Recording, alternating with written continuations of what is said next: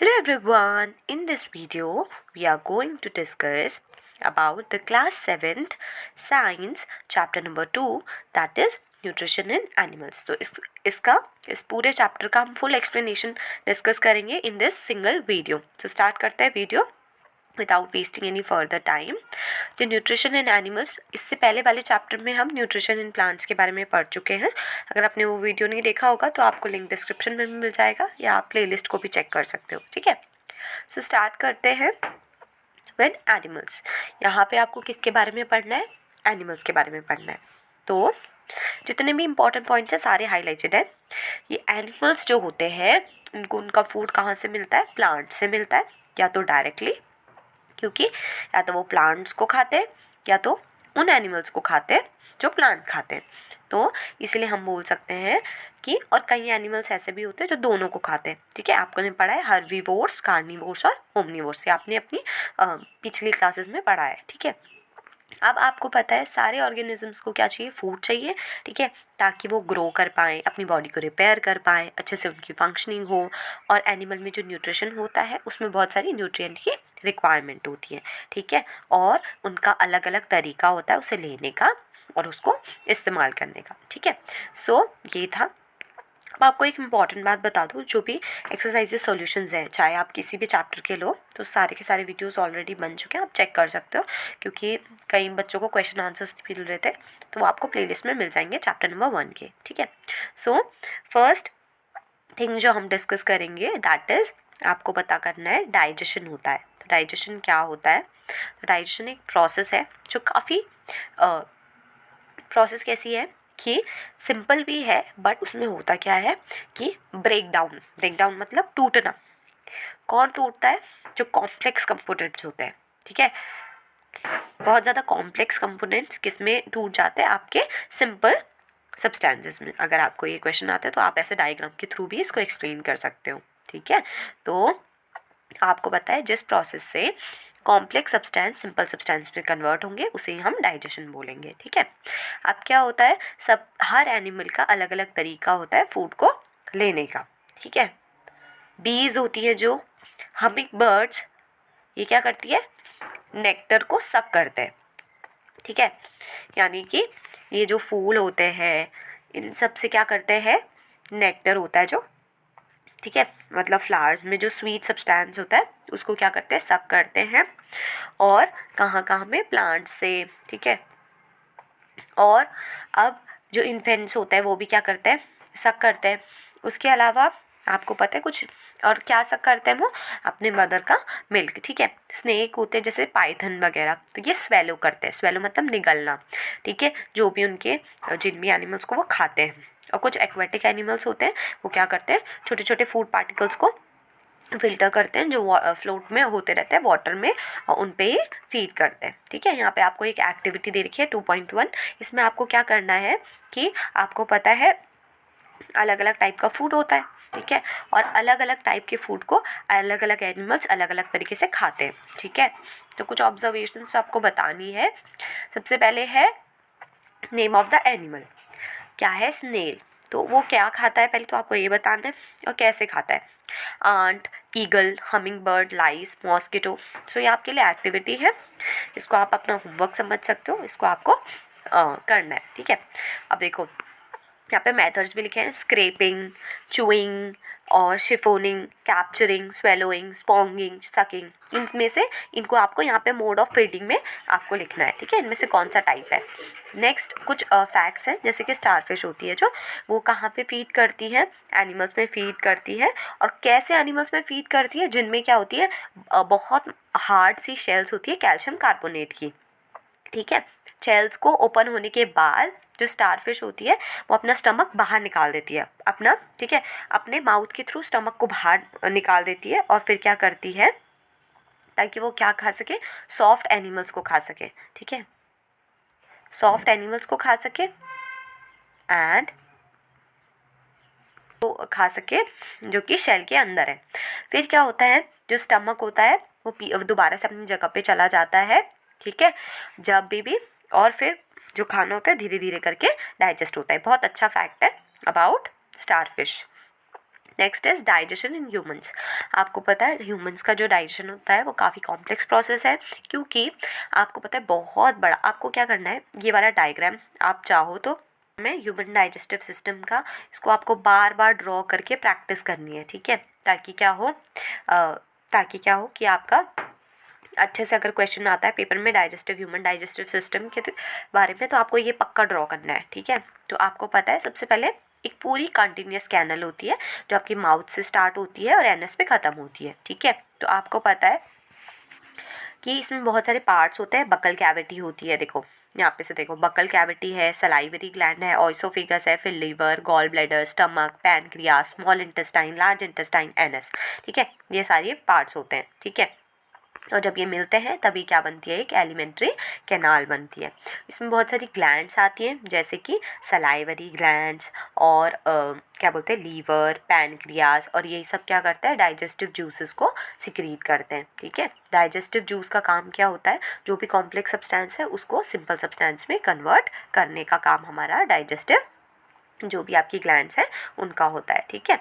अब क्या होता है, जो डाइजेस्टिव ग्लैंड्स क्या करती हैं, कुछ कुछ हार्मोन्स या एंजाइम्स सिक्रीट करती हैं, ताकि क्या हो, आपका फूड अच्छे से डाइजेस्ट हो पाए, ठीक है। अब देखो, जो डाइजेस्टिव ट्रैक्ट होता है, ठीक है, उसमें क्या होता है, जो डाइजेस्टिव ट्रैक्ट है जो वो उनकी ग्लैंड्स के साथ मिलता है तभी वो डाइजेस्टिव सिस्टम बनाता है, ठीक है। अब माउथ और बकल कैविटी के बारे में पढ़ेंगे। तो सबसे पहले प्रोसेस क्या होता है, जिस प्रोसेस से हम फूड को लेते हैं उसको हम इंजेशन बोलते हैं, ठीक है। अब देखो, एक परमानेंट टीथ और मिल्क टीथ में थोड़ा सा डिफरेंस है, ये आपको पता भी है, बट देखो, जो पहले सेट आता है टीथ्स का, ठीक है, वो जब हम छोटे होते हैं, इन्फेंट एज में होते हैं, तब वो ग्रो करता है। तो वो क्या होता है, जैसे हम 6 से 8 साल के होते हैं वो गिर जाते हैं। इनको ही हम अपने मिल्क टीथ बोलते हैं, जिसको दूध के दांत बोलते हैं। दूसरा सेट क्या होता है, परमानेंट टीथ्स का आता है, जो आपके लाइफ टाइम रहते हैं, और कई बार ओल्ड एज में वो डेंटल डिजीज़ की वजह से क्या हो जाते हैं, शेड ऑफ भी हो जाते हैं, टूट जाते हैं। आपको पता होना चाहिए कि टीथ्स हमारे 4 मेन टाइप्स के होते हैं, incisor, canines, premolar, molar. Incisor आपके फ्रंट के टीथ्स होते हैं, ठीक है, और कैनाइन्स आपके साइड के टीथ्स होते हैं, जैसे कि आप इमेज में देख सकते हो। उसके बाद प्रीमोलर और मोलर। तो काम क्या क्या होता है इनका, कटिंग, ठीक है, कटिंग, चूइंग, टेयरिंग, ठीक है, और प्रीमोलर, मोलर क्या करते हैं, च्यूइंग करते हैं, ठीक है। तो अब देखो, आपको क्या करना है, एक्टिविटी जो 2.2 है, इसमें आपको ये करना है कि अपने हैंड्स को अच्छे से वॉश करना, मिरर में देखना है, और अपनी जो आगे इंडेक्स फिंगर होती है उससे क्या करना है, आपको अपने टीथ जो देखना है वो कितने तरीके के, कौन सी टीथ है। फिर एक एप्पल को खाना है या ब्रेड खाना है, ठीक है। तो बताना है कि कौन से तरीके का टीथ आपका यूज़ हुआ काटने में, बाइट करने में, ठीक है, उसको कट करने में, और कौन सा उसको पियर्सिंग मतलब उसे चीरने में या फाड़ने में यूज़ हुआ है, ये सब भी आपको बताना है। ये आपकी एक्टिविटी 2.2 है, ठीक है। आपको बताना है, देखो, कटिंग और बाइटिंग में कौन सा, अपर जॉ के कितने यूज़ हुए, लोअर जॉ मतलब ऊपर का जो जबड़ा है आपका और नीचे का, टोटल कितने हुए ये आपको बताना है। पियर्सिंग और टेयरिंग में, चूइंग और ग्राइंडिंग में, इन सब का आपको यहाँ पे डिस्कस करना है, ठीक है। सो अब हमारे माउथ में कौन सी ग्लैंड होती है, सलाइवरी ग्लैंड होती है, वो क्या सिक्रीट करती है, सलाइवा, ठीक है। अब देखो, आपको करना क्या है, एक्टिविटी 2.3 दी हुई है, इसमें आपको 2 टेस्ट ट्यूब लेनी है, ठीक है। एक टेस्ट ट्यूब पे नाम लिखना है, टेस्ट ट्यूब ए, और दूसरा ट्यूब बी। उसमें क्या करना है, एक एक टेबल स्पून आपको क्या डाल देना है, उसमें एक एक टेबल स्पून आपको बॉइल्ड राइस का डालना है, ठीक है। और बॉइल्ड राइस का डालने के बाद क्या करना है, ठीक है, एक में नॉर्मल बॉइल्ड राइस डालना है, दूसरे में बॉइल्ड राइस डालना है, पर उसको च्यू करके डालना है थोड़ा, 3 से 5 मिनट। उसके बाद उसमें 3 से 4 ml क्या डालना है, वाटर डालना है दोनों में। अब क्या करना है, 2 से 3 ड्रॉप्स आयोडीन सॉल्यूशन के डालने हैं, ठीक है। आयोडीन सॉल्यूशन के बाद डालने के बाद 2-3 ड्रॉप्स आपको क्या करना है, टेस्ट ट्यूब को ढंग से देखना है। तो जो सलाइवा होता है वो स्टार्च को तोड़ देता है, किसमें, शुगर्स पे, ठीक है। और जो टंग होती है वो क्या होती है आपकी, फ्लैशी मस्कुलर ऑर्गन होता है ना, आपने देखा है। और कहाँ होती है, बकल कैविटी जो हमारी है, बकल कैविटी मतलब जो हमारी पूरे मुंह की कैविटी है, इसके नीचे वाले पोर्शन में क्या होती है, टंग हमारी प्रेजेंट होती है। टंग बोलने के लिए यूज़ होती है, सलाइवा को मिक्स करती है, ठीक है, खाने को च्यू करने में हमारी हेल्प करती है, टेस्ट सबसे इम्पॉर्टेंट चीज़ है क्योंकि इसमें टेस्ट बर्ड्स होती हैं, ठीक है। अब देखो sweet and tooth decay. Sweet and tooth decay का मतलब क्या है कि क्या होता है कि जैसे हमारे बैक्टीरियाज होते हैं जो हमारे माउथ में, ठीक है, ये क्या होते हैं, ये जो बैक्टीरिया होते हैं ये शुगर को क्या करते हैं, जो हमारे मुंह पे प्रेजेंट होती है लेफ़्ट ओवर फूड की वजह से, उसे क्या करते हैं, ब्रेक डाउन करते हैं, ठीक है। अब क्या होता है, और जब वो उसे ब्रेक डाउन करते हैं तो एसिड रिलीज़ करते हैं, ठीक है। तो जो एसिड होता है वो धीरे धीरे क्या करता है, हमारे जो दांत होते हैं उन्हें डैमेज कर देता है। इसे ही हमें टूथ डिके बोलते हैं। इसकी वजह से बहुत ज़्यादा दांतों में दर्द हो सकता है। कौन कौन सी चीज़ें होती है जिसकी वजह से टूथ डिके हो सकता है? चॉकलेट, सॉफ्ट ड्रिंक्स, स्वीट्स और भी जितना भी शुगर रिलेटेड प्रोडक्ट है उन सब में, ठीक है। डेंटल फ्लॉस से अपने जो भी आपके टीथ होते हैं उन्हें साफ करना चाहिए, ठीक है। अब आपको क्या याद रखना है, जब भी आप जल्दी में हो या बात कर रहे हो, हंस रहे हो खाते टाइम, या आपको खांसी आ रही है, हिचकी आ रही है, तो आपको क्या करना है, या चोकिंग सेंसेशन होता है, ये कब होता है, जब हमारा फूड पार्टिकल्स किस में चले जाते हैं, विंड पाइप में। क्योंकि विंड पाइप क्या करती है, एयर को कैरी करती है नोस्ट्रिल से लंग्स तक, और ये ठीक फूड पाइप के बगल में होती है। और क्या होता है, एयर और फूड का क्या होता है, कॉमन पैसेज होता है, ठीक है। एक फ्लैप होता है, फ्लैप मतलब एक ढक्कन टाइप का, वो क्या होता है, जब आप खाना खा रहे होते हो तो वो किस में बंद हो जाता है, विंड पाइप में। बट अगर हम क्या करते हैं, ये सारी एक्टिविटीज़ करते हैं तो कई बार हमारे विंड पाइप में भी खाना जा सकता है, ठीक है। तो अब क्या करना है, आपकी जो ये वाली एक्टिविटी थी, ठीक है, यहाँ पर आपको एक एक्टिविटी देंगे, ठीक है। तो एक्टिविटी में आपको करना क्या है, देखो बहुत सिंपल है, अलग अलग तरीके का सोल्यूशन बनाना है, मीठा और नमकीन, ठीक है, लेमन जूस वाला, और एक में कड़वा नीम की लीव्स का। अब क्या करना है, किसी भी क्लासमेट को ब्लाइंड फोल्ड कर दो, ब्लाइंड फोल्ड मतलब उसकी आंखों पे पट्टी बांध दो और उसको पूछो और उसको बोलो अपनी जीभ बाहर निकाले, ठीक है। उसके बाद एक साफ टूथपिक लो और जो भी ये सैंपल है उनको अलग अलग एरियाज़ में रखो टंग के, ठीक है। अब अपने क्लासमेट से पूछो कि उसको कहाँ पे स्वीट लग रहा है, कहाँ पे मीठा, कहाँ पे नमकीन, कहाँ पे खट्टा, कहाँ पे कड़वा लग रहा है, ये आपको उससे पूछना है और यही आपको औरों के साथ भी रिपीट करना है, ठीक है। और जो जो ऑब्जर्वेशन जो जो उसने बताया उसको एक कॉपी में नोट डाउन कर देना है।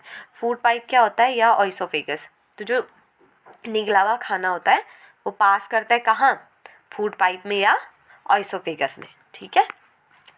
फूड, ऑइसोफेगस, स्टमक, ठीक है। अब क्या होता है, जो फूड होता है वो पुश होता है एक मूवमेंट से वॉल के कौन से, फूड पाइप पे, और जो ये मूवमेंट होता है ये क्या ये कहाँ कहाँ होता है, एलिमेंट्री कैनाल में। अब देखो ये जब आप बड़ी क्लासेस में जाओगे ना तब आपको पता चलेगा, इसे बोलते हैं पेरिस्टालिसिस मूवमेंट। उससे क्या होता है, फूड क्या होता है, आपका फूड पाइप के थ्रू पास होता रहता है, ठीक है। एलिमेंट्री कैनाल में जब पास होता रहता है स्टमक तक जाता है तो उसी मूवमेंट को क्या बोलते हैं, पेरिस्टालिसिस मूवमेंट बोलते हैं। बट ये हायर क्लासेस की बात है, बट आपको क्या रखना है, पेरिस्टालिसिस ये जो मूवमेंट होता है उसमें क्या होता है, मतलब पहले एक बार क्या होगा, जो फूड पाइप है वो क्या करेगा, कॉन्ट्रैक्ट, कॉन्ट्रैक्ट मतलब सिकुड़ेगा, फिर रिलैक्स होगा, फिर सिकुड़ेगा, फिर रिलैक्स होगा, ऐसा होता है, ठीक है। अब स्टमक की बात करें तो स्टमक क्या होता है, एक काफ़ी मोटी लेयर वाला बैग जैसा है और ये कैसा, उल्टा जे की तरह होता है। सबसे चौड़ा पार्ट है ये एलिमेंट्री कैनाल का। इसमें फूड आता है फूड पाइप से और फिर ये कहाँ ख़त्म होती है, स्मॉल इंटेस्टाइन पे। जो अंदर की लाइनिंग होती है स्टमक में उसमें क्या क्या होता है होती है स्टमक की, उसमें म्यूकस होता है, HCl होता है, डाइजेस्टिव जूसेस होते हैं। जो म्यूकस होता है वो हमारी स्टमक की लाइनिंग को प्रोटेक्ट करता है, एसिड जो है वो बैक्टीरिया को मारता है, ठीक है। और जो फूड होता है वो क्या करता है, वो एक मीडियम बनाता है स्टमक के लिए, ठीक है। और हमारा क्या होता है, जो एसिड्स होते हैं वो स्टमक को एसिडिक बनाते हैं, ठीक है, एसिडिक बनाते हैं और डाइजेस्टिव जूसेस पे एक्ट करते हैं ताकि जो प्रोटीन्स को सिंपल सब्सटेंस में ब्रेक कर सके, ठीक है। अब देखो स्टमक की डिस्कवरी के बारे में थोड़ा यहाँ पे इम्पोर्टेंट दिया है कि 1822 में क्या हुआ था, एलेक्सिस सेंट मार्टिन इन्होंने क्या हुआ था कि आपको क्या हुआ था, इनको गन लग गई थी, ठीक है, गोली लग गई थी, और जो बुलेट थी इन्होंने पूरी चेस्ट वॉल जो होती है इनकी, यहाँ पे एक छेद हो गया था, होल हो गया था। तो उनको एक आर्मी डॉक्टर के पास ले जाया गया था, American William बेमॉन्ट।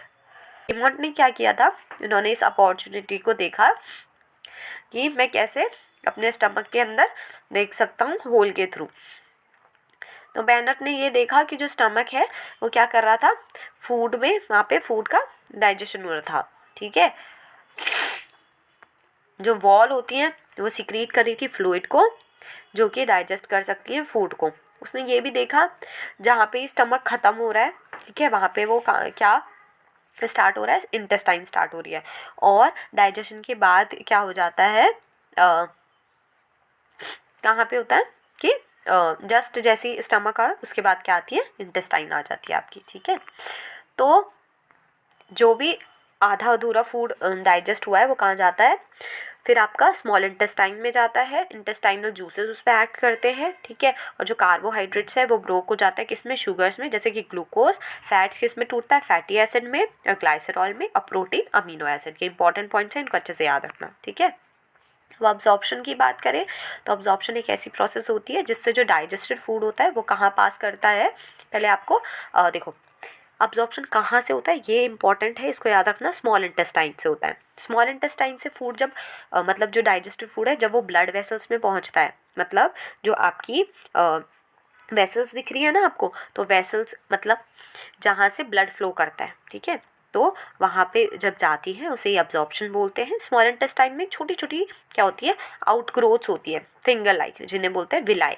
Villi surface area को बढ़ाती हैं जहाँ से अब्जॉर्प्शन होता है डाइजेस्टेड फूड का।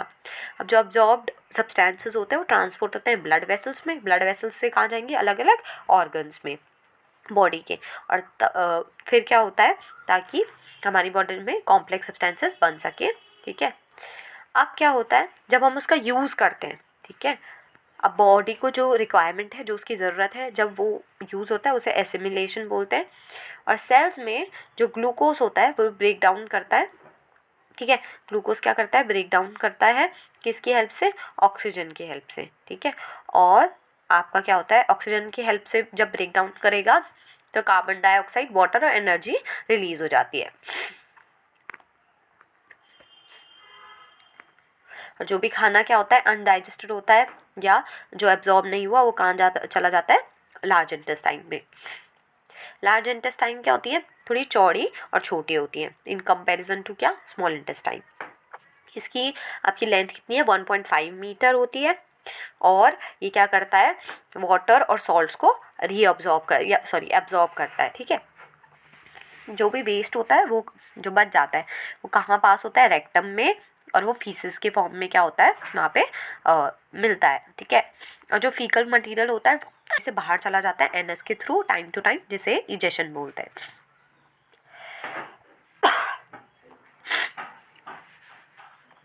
तो यहाँ पे हमने मेन पढ़ा अब्जॉर्प्शन, एसिमिलेशन, ठीक है, और क्या पढ़ा, इजेशन।